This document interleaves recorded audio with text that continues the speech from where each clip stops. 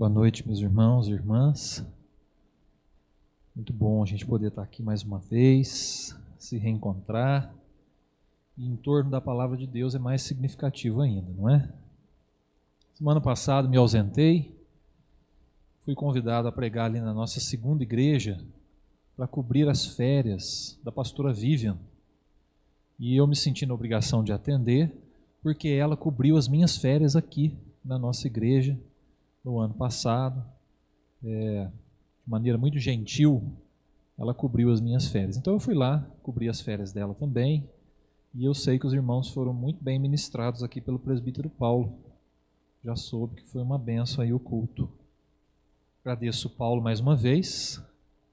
E ontem à noite tive a oportunidade também de estar lá no Jardim Kennedy, na mesma semana, lá na segunda, lá no Kennedy, aqui, né, as 3 igrejas. O pastor Alex me convidou para ir lá levar uma palavra no culto caipira deles. E era caipira mesmo, todo mundo vestido a rigor. Fiquei até com vergonha, né? Fiquei ter tirado meu chapéu do guarda-roupa lá. Eu não sabia que era tão a rigor assim. Mas estava muito gostoso, um contato muito bom. E graças a Deus a gente está podendo recomeçar esses contatos entre as igrejas. Aos poucos a gente vai retomando. E aqui entre as nossas igrejas caseiras aqui da cidade é um contato muito gostoso, né? Trago um abraço das 2 igrejas que foi enviado para vocês. E eu quero continuar com vocês trabalhando as disciplinas espirituais, a vida em Cristo. Semana passada você conseguiu jejuar? Conseguiu trabalhar um pouquinho essa disciplina espiritual na tua vida? Nós incentivamos o jejum. Inclusive combinamos aqui um encontro, fizemos a entrega com algumas pessoas. Foi maravilhoso. Para mim foi renovador, né? Espero que se você tenha jejuado, tenha feito a entrega lá na sua casa, que tenha sido renovador para você também, né? E fica o incentivo para a gente continuar aplicando essa disciplina espiritual importante, poderosa, significativa, que é o jejum. Fazendo do jeito certo, a gente vai crescer na fé, na espiritualidade. E hoje eu queria compartilhar com vocês outra disciplina espiritual, aprofundar a nossa vida em Cristo, pensando hoje na evangelização. Você sabia que evangelizar é uma disciplina espiritual? Nós precisamos disciplinar a nossa vida. Nós precisamos forçar a gente mesmo a incluir a evangelização na nossa rotina. É um grande desafio a gente fazer isso. É um grande desafio. Precisa de disciplina, precisa de esforço, de tempo, de dedicação, além de ser um mandamento de Jesus. É um mandamento. E para a gente aprofundar essa disciplina espiritual, eu quero ler com vocês uma parábola muito importante com relação a isso, que está lá no Evangelho de Mateus, capítulo 25. Abra sua Bíblia aí, nós vamos buscar orientação na palavra de Deus em Mateus 25, a partir do versículo 14.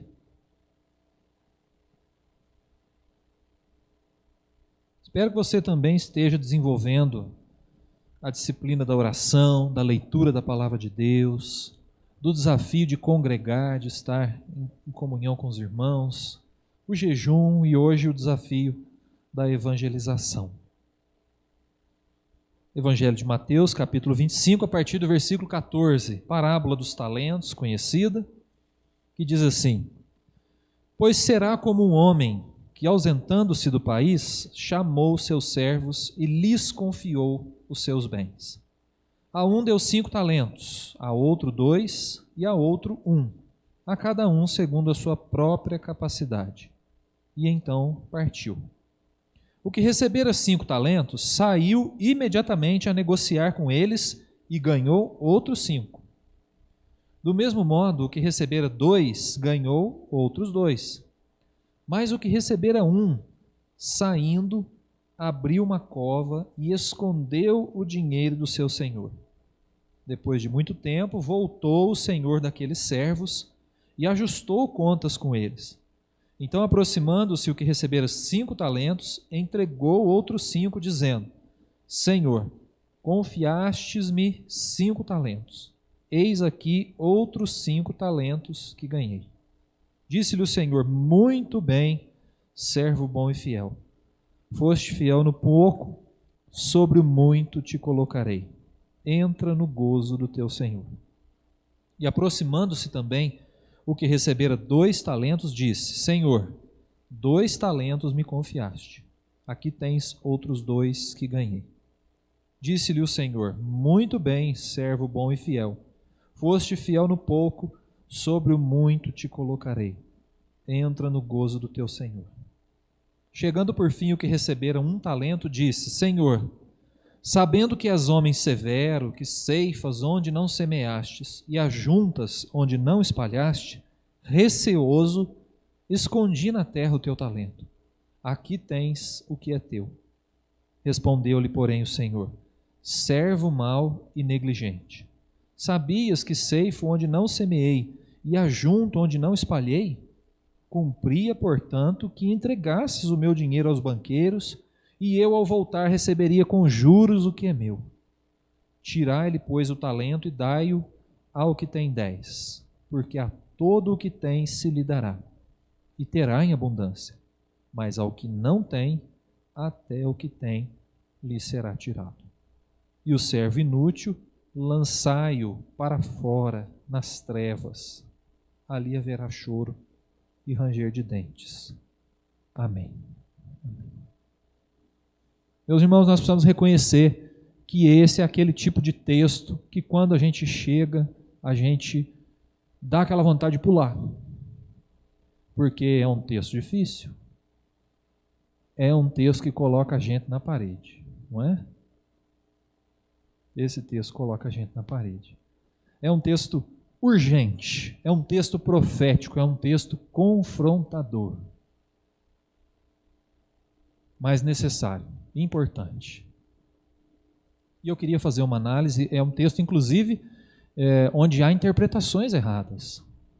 E eu queria fazer uma análise com vocês desse texto, a partir das 2 sentenças que nós encontramos aqui. Vocês notaram que há 2 sentenças.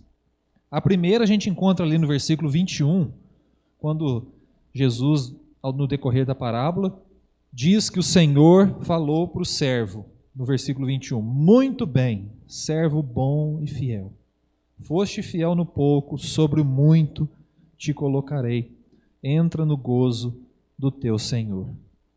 Depois Jesus repete essa sentença no versículo 23. A gente não precisa ler de novo, é igual.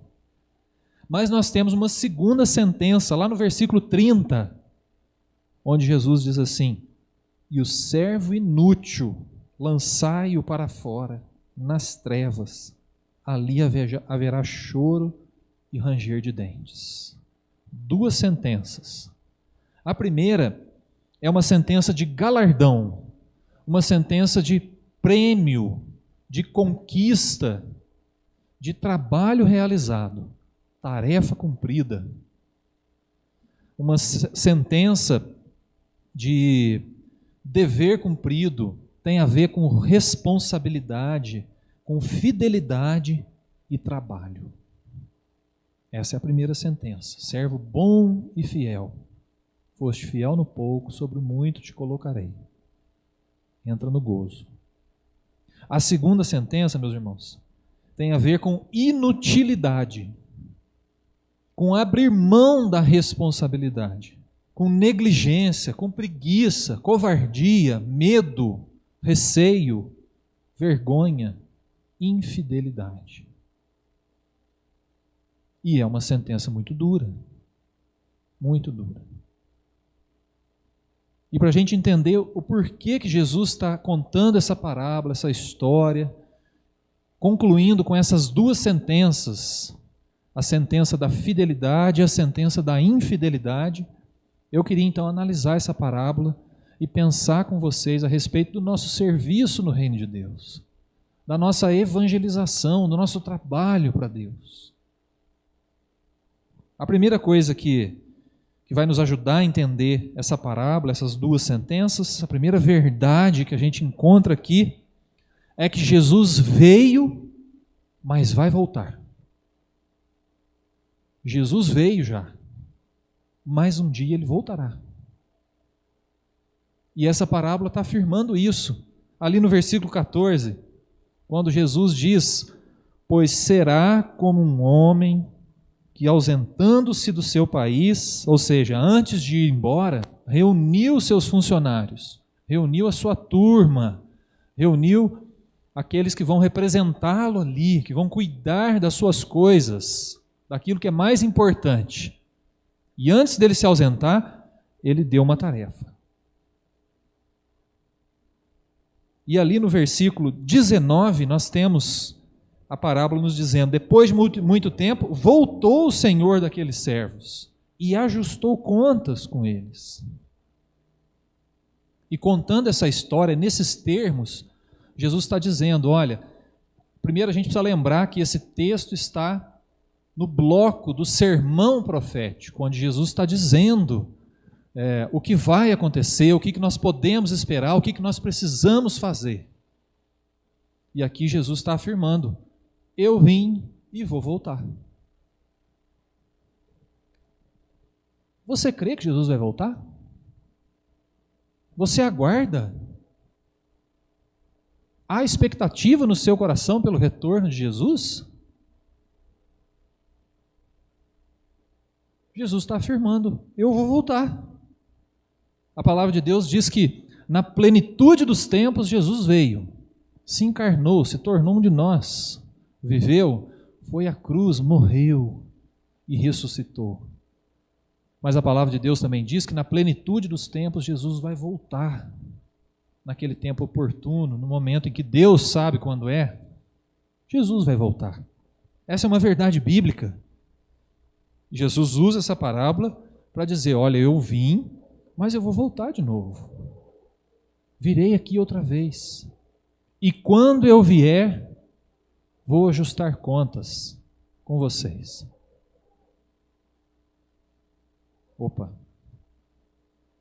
tem algo aí, né? Tem algo aí que nos diz respeito. Jesus esteve entre nós e vai voltar. Vivemos nessa expectativa da volta de Jesus. Talvez as pessoas não evangelizem hoje, meus irmãos. E até é triste falar isso, que a maioria dos cristãos nunca levou uma pessoa aos pés de Jesus. Você sabia disso? Que isso é uma estatística, 95% dos cristãos nunca levou uma pessoa aos pés de Jesus. E talvez isso aconteça porque as pessoas estão vivendo a vida assim, sem lembrar que Jesus vai voltar, sem renovar essa expectativa no coração. Jesus vai voltar. Quando? A gente não sabe. Então nós precisamos compartilhar o Evangelho. É para ontem. É uma mensagem urgente. Se a gente vive a nossa rotina sem essa convicção de que Jesus vai voltar, a gente não tem uma motivação a mais para pregar o Evangelho. Mas pensando: nossa, Jesus vai voltar, pode ser hoje, pode ser amanhã, eu preciso compartilhar o Evangelho. A expectativa da volta de Jesus é um motor para a pregação do Evangelho. Volto a perguntar: você crê que Jesus vai voltar? Arde no seu peito essa expectativa maravilhosa desse encontro com Jesus? Pois a gente precisa querer que outros se encontrem com Ele também. Por isso a necessidade da evangelização. Essa é a primeira verdade, meus irmãos, que essa parábola revela: Jesus veio e vai voltar. Segunda verdade: enquanto Jesus não volta, um trabalho nos foi dado, uma tarefa nos é dada. E a parábola está exemplificando isso com a história de um senhor que resolveu viajar e antes de viajar deu uma tarefa para os seus trabalhadores. E é claro, Jesus está dizendo que isso ele fez e faz conosco. Jesus foi e deu uma tarefa para os seus discípulos, deu um trabalho para os seus irmãos, para os seus companheiros, para os seus seguidores. E hoje somos nós. Hoje somos nós. Jesus entregou, meus irmãos, a todos os cristãos a responsabilidade de continuar essa obra que ele começou. Aqui na parábola ele usa o exemplo, no versículo 14, de um homem que se ausentou, chamou seus servos, lhes confiou seus bens. Lhes confiou seus bens. E quando voltou, pediu contas daquilo que ele confiou nas mãos dos seus seguidores.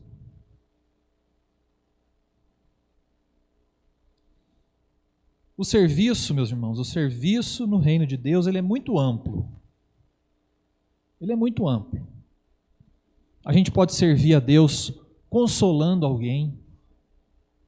Podemos servir a Deus praticando a justiça num mundo que é tão injusto.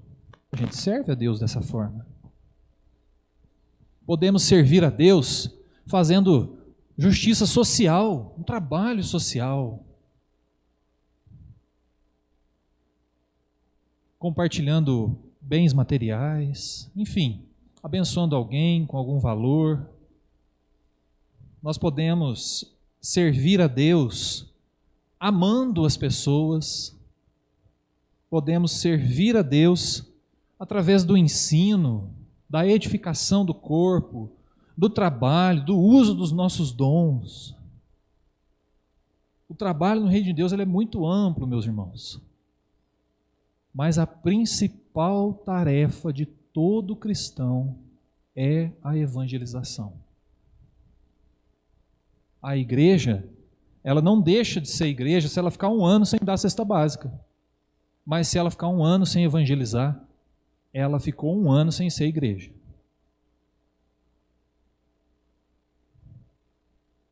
A principal, a tarefa mais urgente, mais importante e mais fundamental na vida da igreja, na vida de todos os cristãos, é a evangelização.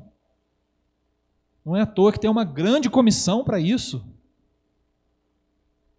Jesus falou: ide por todo mundo, façam discípulos de todas as nações, preguem o evangelho, comuniquem, batizem, ensinem. Essa é a tarefa mais importante. Mas agora eu queria que você prestasse atenção aqui, meus irmãos, olhasse para mim, porque eu quero compartilhar com vocês um conceito bíblico muito importante. Essa parábola não está dizendo que nós ganhamos a salvação pelo que nós fazemos. Porque nós sabemos que não é assim. Como que nós ganhamos a salvação? É pela fé, é graça de Deus. Nós não ganhamos o galardão mostrando para Jesus: ó, eu fiz isso, está aqui o meu relatório. Levo um memorando lá no dia que Jesus voltar. Foi isso que eu fiz. Não é isso que nos garante a salvação. A salvação é pela fé em Jesus. Tão somente pela fé em Jesus. Então essa parábola não está dizendo que nós somos salvos pelo que nós fazemos, pelas nossas obras. A gente pode evangelizar 1000 pessoas, 10.000 pessoas, que nós não temos acesso à salvação se a nossa fé não for genuína em Jesus Cristo. Porque não há nada que nós possamos fazer para merecer o céu, o galardão, a presença de Deus. Então essa parábola não está dizendo isso. Por outro lado, meus irmãos, essa parábola está dizendo algo muito importante. Que não pregar o evangelho pode nos fazer perder o céu. Olha a verdade bíblica que nós temos aqui. Pregar o evangelho não nos garante o céu, mas não pregar pode nos tirar a salvação. Porque significa negligência, significa infidelidade, significa eu não quero fazer, eu não vou fazer. É rebeldia. E Jesus está falando, ó, tem um trabalho, é para fazer. Jesus não está perguntando se a gente quer fazer, não. É bem assim. Jesus está falando, ó, tem um trabalho e é para vocês fazerem. Eu estou indo embora, vou voltar. E quando eu voltar, nós vamos prestar contas. Então, pregar o Evangelho, meus irmãos, não nos garante a salvação, mas não pregar pode nos tirar a salvação. Nós podemos perder o céu se formos negligentes. Mas sabe por que é assim? É porque não tem como a gente amar Cristo e não amar a obra de Cristo. Não tem como a gente se entregar para Cristo, mas não se entregar para a obra de Cristo. Não tem como. Quem ama Jesus ama a sua obra. Quem se entrega para Cristo, se entrega para a sua obra. Essa é uma verdade bíblica. A gente não separa as coisas. Você sabia disso? Que pregar o Evangelho não leva a gente para o céu, mas não pregar pode nos fazer perder a salvação, porque caracteriza negligência, infidelidade. Não tem como conhecer a graça e o amor de Deus e não compartilhá-lo com outras pessoas, não tem como. Você tem consciência dessa responsabilidade? O que você tem feito na obra de Deus? Ah, pastor, eu ajudo muitas pessoas, mas está evangelizando? Ah, pastor, eu ajudo muitas, mas está evangelizando? Tem que evangelizar. Tem que ajudar, mas tem que evangelizar também. Tem que abençoar materialmente, tem que consolar emocionalmente, mas tem que levar a mensagem do Evangelho junto. Senão não é Evangelho, senão é mais um assistencialismo que tanta gente por aí faz, né? Tem gente aí que está caminhando para o inferno e é uma belezinha, né? É bonzinho, reparte o que tem. Nós precisamos, o que nos diferencia, meus irmãos, do resto do mundo inteiro, é a mensagem do Evangelho. Se a mensagem do Evangelho não acompanhar as nossas obras, nós trabalhamos em vão. Em vão. Nós não vamos chegar a lugar nenhum. Precisamos falar do amor de Deus, falar do que Jesus fez, de quem é Jesus. As pessoas precisam ouvir. Precisam ouvir. Com essa parábola, Jesus está dizendo: estou dando um trabalho para vocês. Conto com a sua participação. Conto com a sua ajuda. Você evangeliza? Você investe oração e esforço nessa tarefa? Porque a gente precisa orar, a gente precisa conversar com Deus. Senhor, eu quero evangelizar. Eu quero compartilhar o teu amor.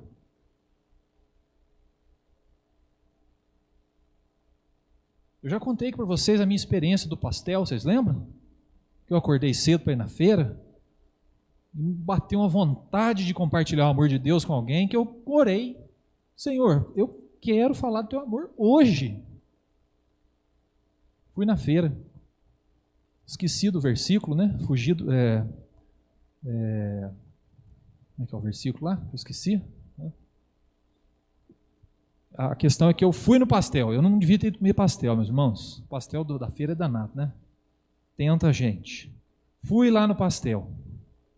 Cheguei lá, a moça veio me atender. A hora que eu fui falar o pastel que eu queria, ela falou assim para mim: você é pastor? Eu falei: uai, como assim? Eu abri a boca, eu ia pedir um de pizza, né? Você é pastor? Eu falei: sou. Começou a chorar a moça. Todo mundo olhando assim, o pessoal trabalhava para o pessoal do pastel, né? Chegou para o cantinho assim, começou a chorar.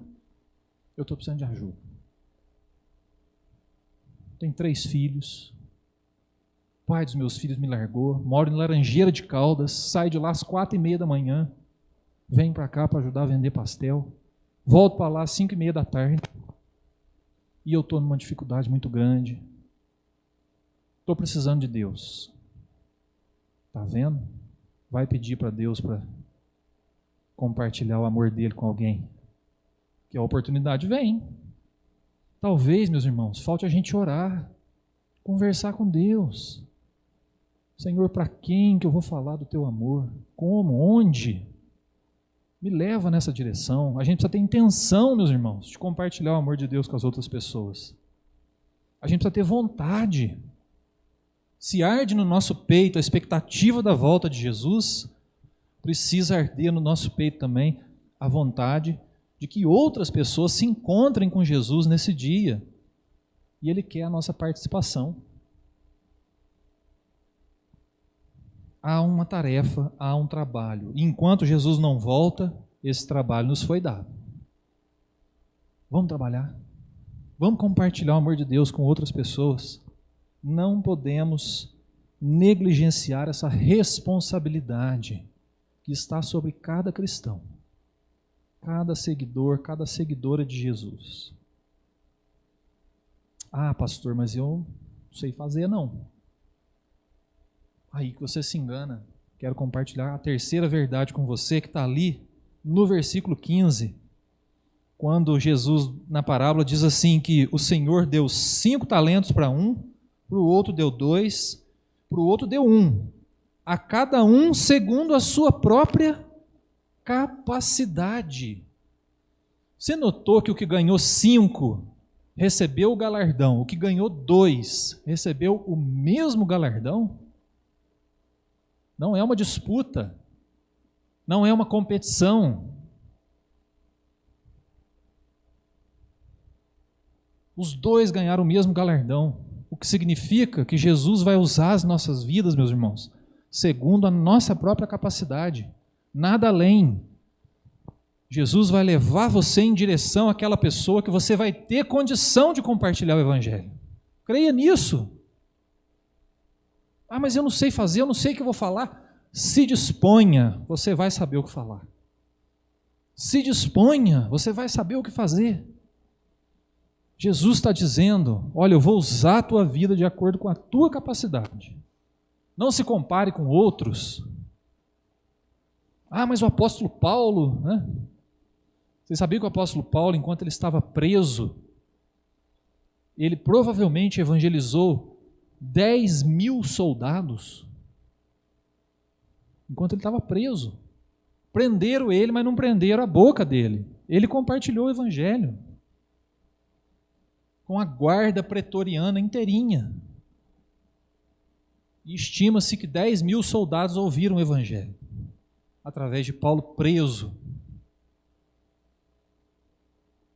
A questão não é a quantidade, mas é a nossa disposição. A gente precisa estar disposto. E Deus vai usar de acordo com a nossa capacidade, vai usar a nossa vida.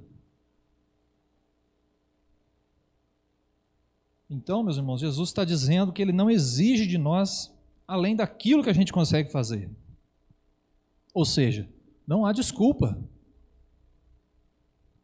Eu não sei fazer. Jesus vai levar você a compartilhar o Evangelho do seu jeito, de acordo com a sua capacidade. Creia nisso.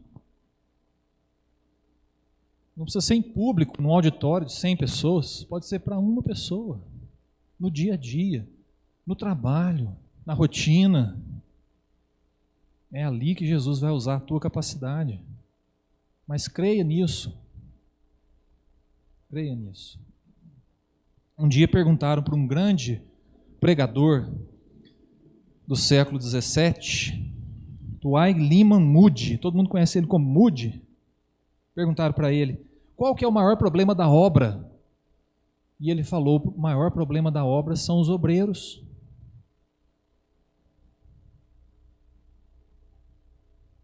O maior problema da obra são os obreiros.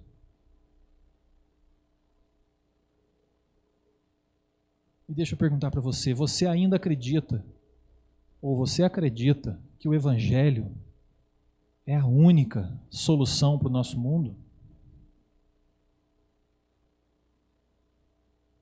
Você acredita que o Evangelho é capaz de acabar com a polarização ideológica e política? Você acredita que o Evangelho é capaz de trazer a paz real, verdadeira, que nós precisamos no mundo?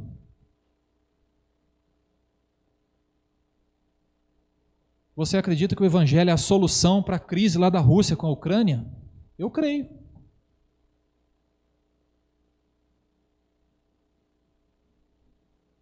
Você acredita que o Evangelho é a forma que vai trazer paz para os relacionamentos entre as raças, entre os gêneros? Eu acredito que é o Evangelho que vai corrigir todas essas discrepâncias que há entre os relacionamentos. Pois se nós acreditamos, meus irmãos, que o Evangelho é tudo isso, a gente precisa compartilhar.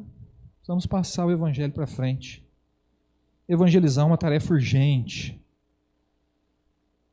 E nós temos nas nossas mãos, meus irmãos, uma mensagem poderosa de amor, mas de juízo também. Uma mensagem que confronta as pessoas. Chama elas para uma decisão diante de Jesus. E precisamos ter consciência, meus irmãos, que a maior glória do cristão não é conquistar riquezas, mas ganhar almas. Ganhar almas. Por isso, enquanto Jesus não volta, nós precisamos ganhar outras pessoas para apresentar ao Senhor Jesus quando Ele voltar. Não para ganhar salvação, mas na certeza de que Jesus quer usar a nossa vida para abençoar muitas pessoas. Apóstolo Paulo, lá em 1 Tessalonicenses, capítulo 2, você não precisa abrir, vou ler rapidinho, 19 e 20, ele fala assim: pois quem é a nossa esperança ou alegria, ou coroa em que exultamos na presença do Senhor Jesus em sua vinda? Não sois vós? Sim, vós sois realmente a nossa glória e a nossa alegria. Paulo está dizendo, olha, vocês são fruto do trabalho que nós fizemos acreditando que Jesus é a solução para o nosso mundo. Se tem uma coisa que nós vamos apresentar lá no final da vida para o Senhor, é isso. São vocês, pessoas. John Wesley um dia falou assim: dai-me 100 homens que amam a Deus e a sua palavra, que eu abalo o mundo com a pregação do Evangelho. E aí esse tipo de fervor, meus irmãos, esse tipo de fogo no nosso coração, que nós precisamos para compartilhar o Evangelho.